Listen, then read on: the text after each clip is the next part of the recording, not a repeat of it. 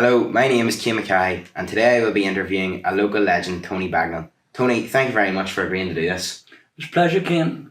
Thank you. But sorry, I don't agree with the legend bit. It's more a leg end in my case.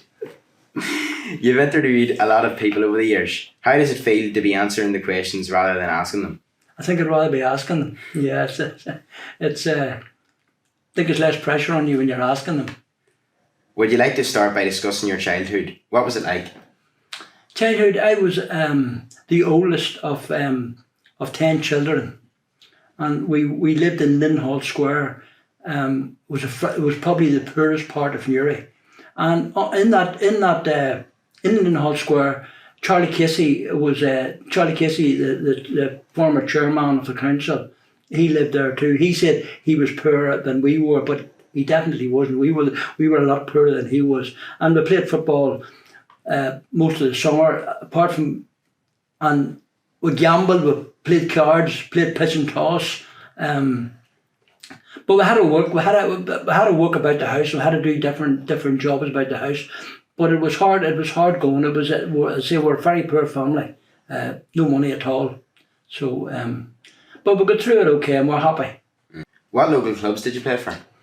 I played for teams like the Mully Factory, the Mully Village, Red Devils. Hibs was probably the best team I played for. They were. I think I turned out once for Newry Town. They were badly stuck, I think, and I played it. They didn't come back for me. Who was your biggest influence or inspiration? Yeah. In that Hibs team, there was three people. There's three people in that. Three footballers in that team were absolutely amazing influences in my life. There was a guy called Martin Green. Martin was the loveliest footballer I have ever seen and played in the locality. And I think a lot of people would agree with that. Also in that team, there was a guy called Ramsey McGuigan.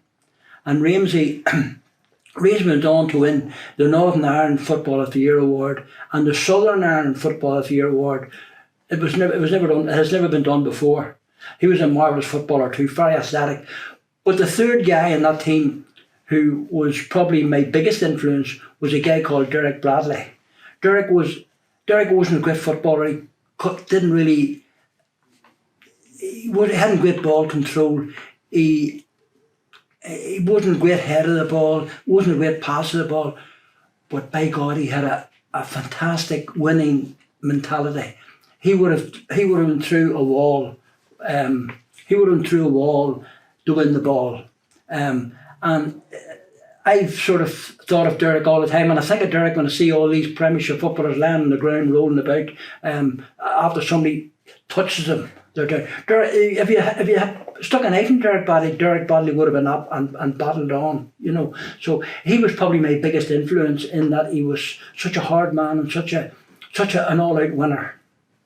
So, as I say, those three people were absolutely very influential in my life. What was your fondest memory of playing football? I haven't really a lot of fond memories playing football. I played in 7 cup finals before I won one. And the one I did win, it was a trophy called the Sports Centre Trophy, which was probably the lowest trophy you could have won there. But we won 4-2, and I wasn't even happy winning that because I came off the field and the guy that scored an OG that put us ahead and probably cost them the game was a lad that was going with my sister, and he was a good friend of mine. So I felt very sad for him. But that's probably the only thing I ever won. Actually, I represented the Caribbean League against Portadown one time. That was probably my biggest achievement, and we beat them 3-2, and they were a Premiership team at the time. We were only a Caribbean League team. I know you wrote books. Could you talk to me a little bit about that? Yeah.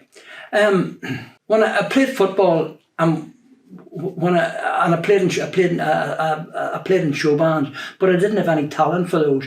The only talent I think I have is that I can put words together, I can write, and I've written 9 books. The first book I wrote was a book called Junior Football in Your Area, which featured Tommy O'Hanlon on the front cover. It was a history of the Caribbean League from mid-60s to 1996.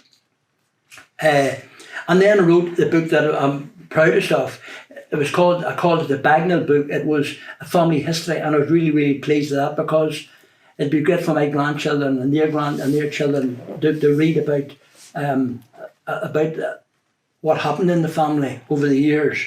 And then I did a book called Avenues and Alleyways. It was a story of the Derrybeg estate, and I think it sold out actually. Also wrote a showband book entitled Do You Come Here Often, and it is nearly sold out. I've only a few copies of it left. And I've this book here called The Irish Triathlete. I can't say it's sold out because I have a lot of copies of it left, but it's the only book on triathlon in Ireland. I also wrote a book called The Making of Paddy Moe. It was a story of Down's famous Paddy Doherty. And it was written for this guy who's a book publisher in Dublin.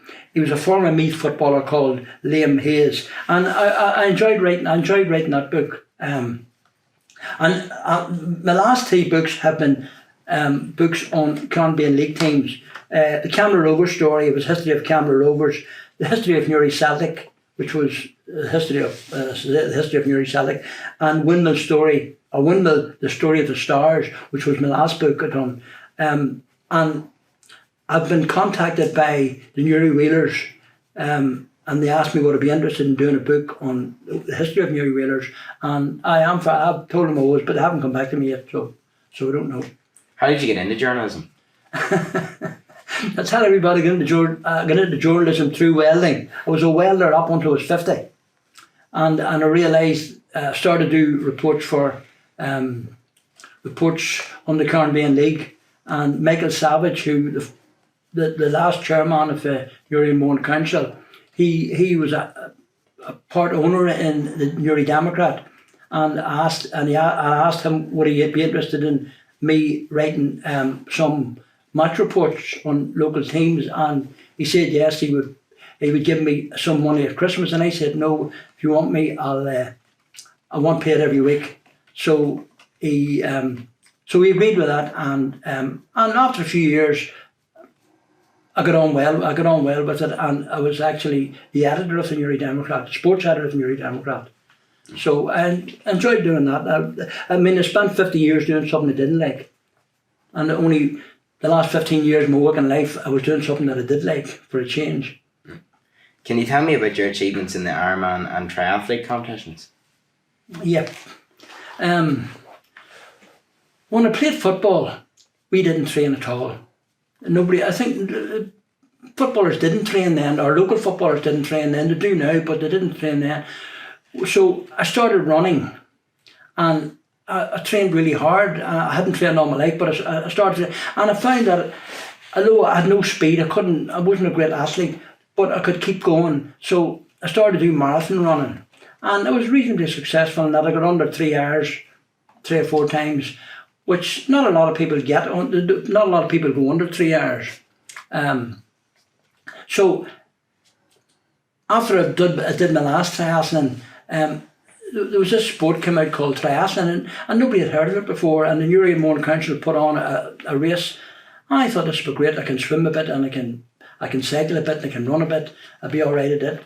And didn't realise how bad I was as a swimmer, but I started anyway. And that triathlon in Newry, it was in 1983. It was one of the first. There was only 3 triathlons in Ireland before that, and there was none in England or Wales or Scotland. Ireland was the first, and it was the fourth triathlon to take place in the British Isles. And then we went on to Sligo, which was the Irish championship, and I did reasonably well in it, and I was selected to represent Ireland in Ironman in Almere in Holland. And at that time, nobody was doing. There was only a handful of people in Ireland had done Ironman races. So I went out and I went to Holland and completed it. And at that stage, there wouldn't have been 10 people in Ireland had done an Ironman triathlon, which comprises 2.4 miles swimming, 112 miles cycling, and a full marathon at the end of it. And I think I was second in the Irish team in Holland, and I was very pleased with that. And I think I've done an Ironman in every decade, apart from this one. I think in the 80s, the 90s, the 2000s, and the 2010 to 2020. So I've completed 5 Ironman races, including one when I was 70. I'm the oldest. I think I'm the oldest person ever to complete oldest Irishman ever to complete a triathlon. So I got a lot of pleasure at a triathlon. I made a lot of friends, and I have a dicey heart now, and I can't really run, but I still swim. I still swim every day. No, 5 days a week anyway, and I swim 100 lengths at a time. So I'm still keeping myself reasonably fit. Even I don't do triathlons now because I can't climb hills on a bike and I can't run. If you could interview one famous person, who would it be and why? If I was to interview one famous person, who would it be and why? Probably Roy Keane. He epitomises all my idea of a footballer, somebody who absolutely loves to win and worked really hard at it. And that'd be Roy Keane, I think. Yeah. Were there any interviews that you would do again differently? I think every one of them, because I stuttered and stammered through them all. So I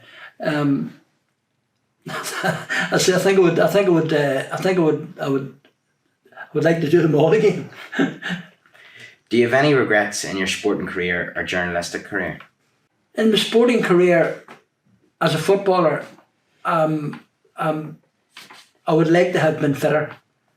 I never had any speed, so I never would have made it as a footballer. But if I had it trained, I would have enjoyed it more. And I actually love football. I love playing football. I still love watching it. On my journalistic career, I think I wasted most of my life welding when I could have been writing, when I could have been doing something I liked, because I didn't like welding. But I love journalism and I love writing. Yeah. Were running and football the only 2 sports you did? Swimming and cycling. Obviously, they're part of triathlon. I played Gaelic football too. I remember playing for Ballyholland, and the first game I played, it was a priest called Fad Davies over the team, and he said, "Tony, you done well today. You played well. I think we can make a Gaelic footballer out of you, I was delighted. So the next day I went out, we were playing Mayo Bridge. And this is truth, this is truth. I never got one solid kick of the ball. Tom O'Hare, who was a famous down footballer, was marking me. He never gave me a kick at it. So that was my career over. that was my Gaelic football career over. I'm 16. If you could go back and give your 16-year-old self some advice, what would it be? Whatever you do your best at it. Give it, no matter what you're doing. It doesn't matter how good or bad you do at it, as long as you do your best. I have a wee grandson. He's only 9, and he just loves playing football. But he runs and he swims and he does everything. And I told him, say, son, always do your best. And when you're playing, if you're playing football, always think, the team depends on me. If I'm not going to work, if I'm not going to give everything, if I'm not going to drive the team on, the team's going to be beaten. So, and I think everybody that played football should have that same attitude, to do everything, to do the very best they can, and think the team depends on me. So that would be the advice I would do. Do the best you can at no matter what you're doing. Yeah. Tony, it's been great interviewing you. Thank you so much for taking the time to do it. It was a pleasure, Kian. Thank you Thank very you. much. Thank you. Thank you. Thank you.